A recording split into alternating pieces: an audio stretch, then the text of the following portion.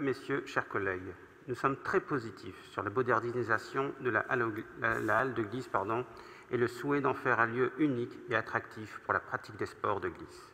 Nous rêvions dès 2013 d'accueillir des compétitions de haut niveau. Dans cette délibération, on parle d'investissements colossaux pour les JO 2024, abondés par le sport national, la région et la MEL. Ces fonds sont une aubaine pour notre ville. Alors soyons au rendez-vous et pensons infrastructure modulaire. Nous nous devons ce soir de dénoncer l'absence de plan d'accessibilité global autour de ce bel équipement. Un peu comme ce que vous avez conçu autour du nouveau centre commercial Illenium et qui crée déjà des bouchons et un manque de fluidité dans le secteur de la porte des postes déjà très engorgé. Aucun plan n'est présenté ici alors qu'il y a urgence pour améliorer l'accès à la halle de glisse pour l'ensemble des piétons, voitures, vélos, personnes à mobilité réduite.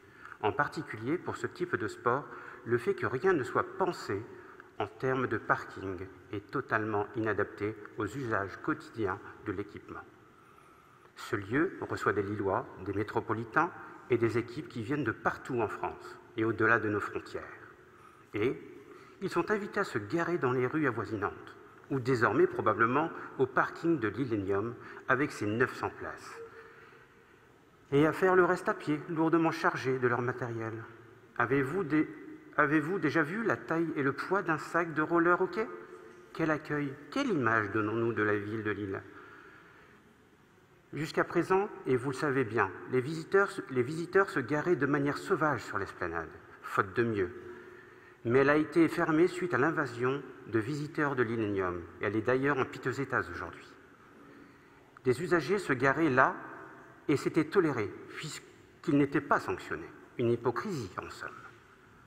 Dans les clubs, nul doute que l'absence de parking est jugée comme un frein important, voire rédhibitoire, pour les sportifs, particulièrement pour ceux qui viennent de loin et qui n'ont d'autre choix que de prendre la voiture.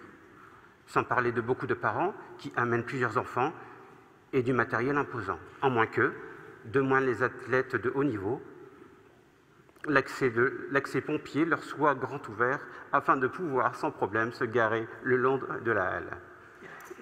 Mais qu'en est-il des usagers du quotidien?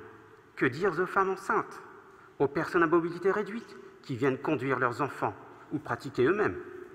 Pourquoi ne pas au moins envisager un dépose-minute, voiture, et une bien meilleure signalétique facilitant la vie des vélos et ceux qui viennent à pied du métro? Nous vous demandons d'étudier les accès avec pragmatisme, main dans la main avec les clubs, les usagers et les autres acteurs du secteur. Ce travail est une condition pour faire de la halle de glisse un équipement de pointe, mais d'abord et avant tout un équipement de proximité pour les habitants des quartiers lillois et de la métropole. Je vous remercie.